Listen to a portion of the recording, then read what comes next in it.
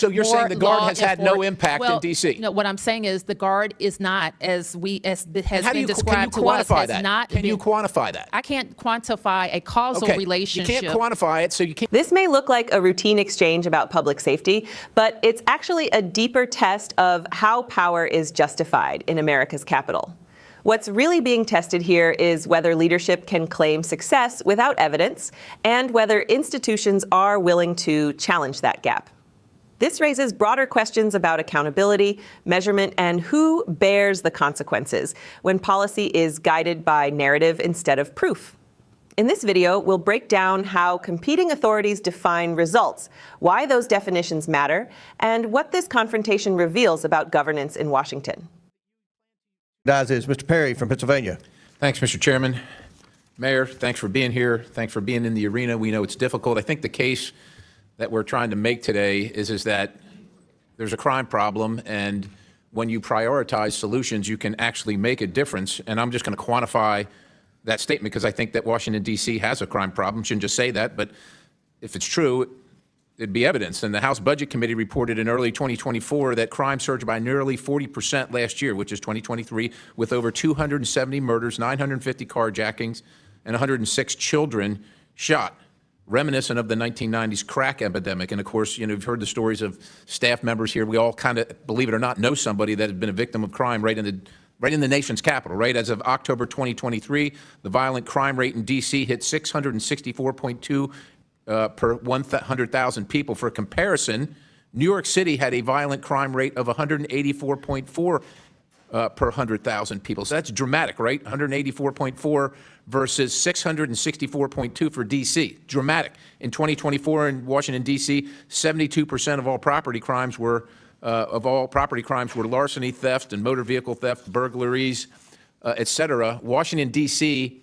had 3,693 offenses per 100,000 people, which would rank it first among all states in terms of highest property crime rates per USA Facts. And that's if it were a state. So that's what I'm saying. I think D.C. does have a crime problem. And look, there's been a lot of complaining here, not necessarily by you, about, what the president's actions are.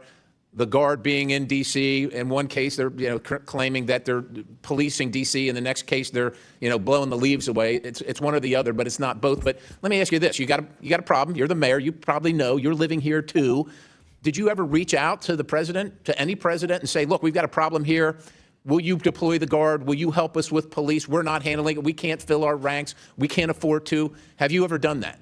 I have called on the National Guard in D.C. I called on them during COVID. I've called on them in other weather emergencies. But what about as a general look? The crime stats I just related to you are ongoing, right? Mm-hmm. This is not just a surge. This is just not a momentary COVID thing. Yes, this is a daily thing for the people of Washington, D.C. to endure, and the people of the country that want to come to their nation's capital who are afraid to come to endure. So have you ever done it on a consistent basis, saying to the President of the United States, this is the nation's capital, you reside here, can you send me the Guard to help assist with law enforcement or assist with policing? Have you ever done that other than episodically? No, I described to you the times that we have done it. And it's just episodic. And so my point is that the problem has to be focused on, and it has to be fixed. Mr. Perry, can I answer you a different way? Yes, ma'am. Because we don't regard the Guard as a law enforcement agency. It's not a law enforcement agency. And so we wouldn't call on them to police our neighborhoods. But you would agree that right now crime has dropped dramatically since they've been president. Mr. Perry, what has worked is not the National Guard in helping enhance MPD services. What has worked is more DEA, more FBI. So you're saying the Guard has had no impact in D.C.? No, what I'm saying is the Guard is not, as has been described to us, has not. Can you quantify that? I can't quantify a causal relationship. You can't quantify it, so you can't make the claim. But I can quantify something. Listen, I want to talk to you about something else, which is. But I do want to make the point. I want to ask you this question. I'm running out of time, and I want to be respectful of everybody. But I don't think the Guard has made any arrests. I want to ask you. So you've employed a bunch of traffic cameras. Can you, a whole pile of them, hundreds and hundreds of them, are traffic cameras for safety or for revenue generation? They're for safety. But it says here that you plan to fill a $580 million revenue hole in your budget shortfalls using traffic cameras, right? No. You said that. No, what we said is that our budget includes revenue generated from traffic Expected cams. 500 We maybe. don't- You said this, ma'am. We want to It's drive. per the Fines and Fees Justice Center. Let me just, because I want to Yes. quantify this as well. In '06, you had 43 fatalities, traffic fatalities. But in '23 and '24, you had 52 each of those 2 years.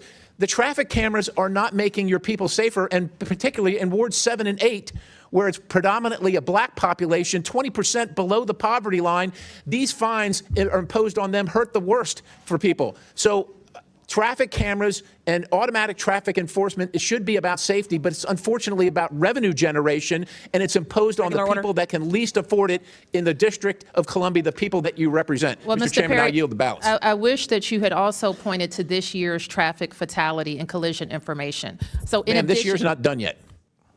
well, it's trending in the right direction. Yeah. Yes, but the trend is so that we would be at well below those numbers. And our traffic cameras are a part of that equation. The traffic cameras, engineering ma'am, with all due fixes- respect, you have the worst traffic in the country by city regarding according to Consumer Reports, and that includes L.A. And not allowing people to turn right on red is a contributor to that, and then fining them, especially in the places where people can least afford it, is grifting on the people that support your city, and it shouldn't be done. It should be about safety only. The fourth most populated city in the country, Hoboken, has 0 cameras and 0 fatalities, ma'am. I yield. Thank you, Chair. The moment that just unfolded in this hearing was not loud because of raised voices, but because of numbers that refused to be ignored. Congressman Scott Perry did not offer slogans or abstractions. He laid out statistics, comparisons, and direct questions, pressing Mayor Muriel Bowser to confront a reality measured not in rhetoric, but in outcomes.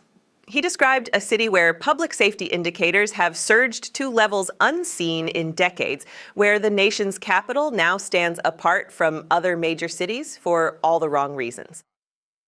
And then he asked a simple question that cut through every talking point. When a problem becomes constant, not episodic, why does the response remain temporary? What this exchange revealed is not merely a disagreement over policy tools, but a deeper divide in how leadership defines responsibility.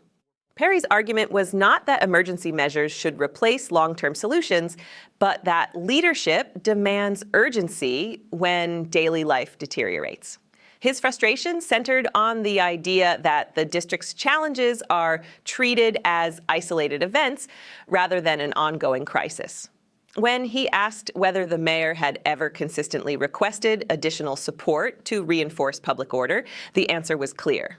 No, not beyond limited circumstances. That answer echoed louder than any accusation. Mayor Bowser's response exposed a philosophical line that runs through modern governance. She framed the National Guard as unsuitable for routine public safety, emphasizing that they are not a policing force. Instead, she credited federal investigative agencies and internal adjustments for recent improvements. Yet, when pressed to demonstrate measurable cause and effect, even that claim could not be quantified. In that pause, where certainty should have lived, there was hesitation. And hesitation in moments like this becomes its own form of testimony. This exchange matters because it highlights how power is often exercised through definitions rather than results.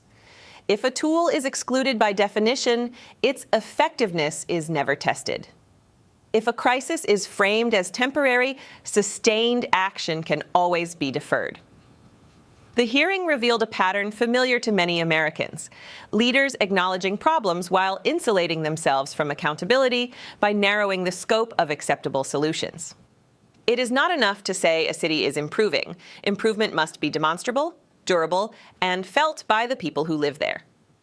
The conversation then shifted, but the theme remained the same.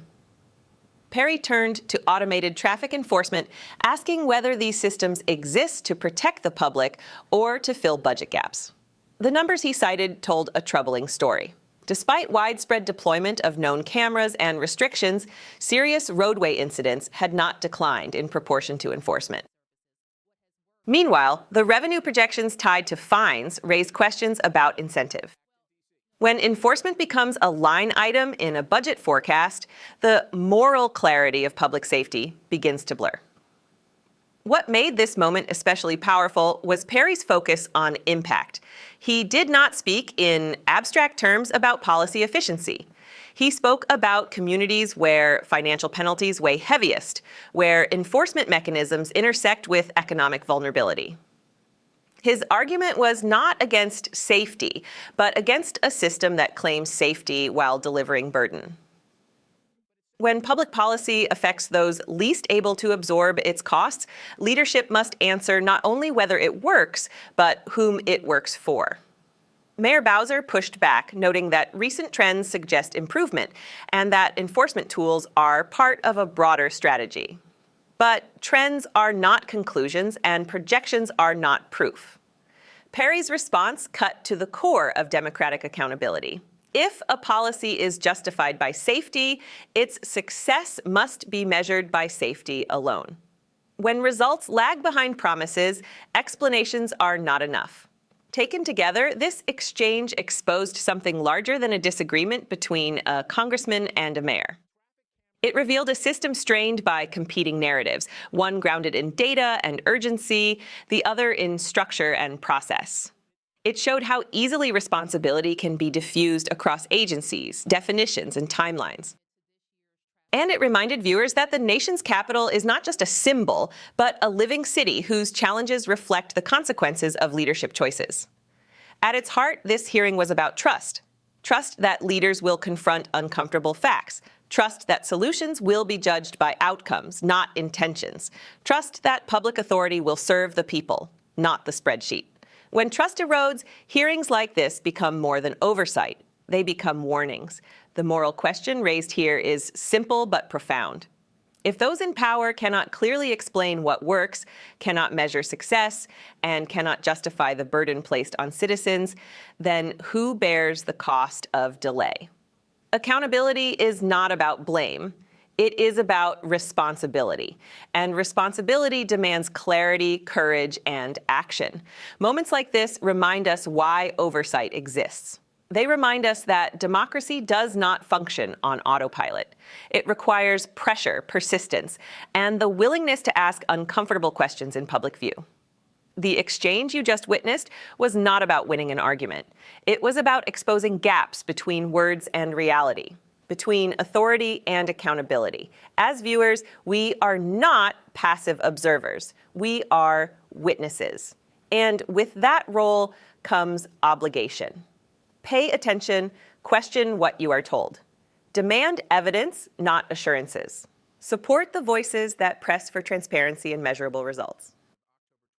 If you believe the truth matters, if you believe accountability matters, and if you believe leadership must answer to the people, then stay with us. Subscribe to Liberty Report USA. Support our work to expose the truth.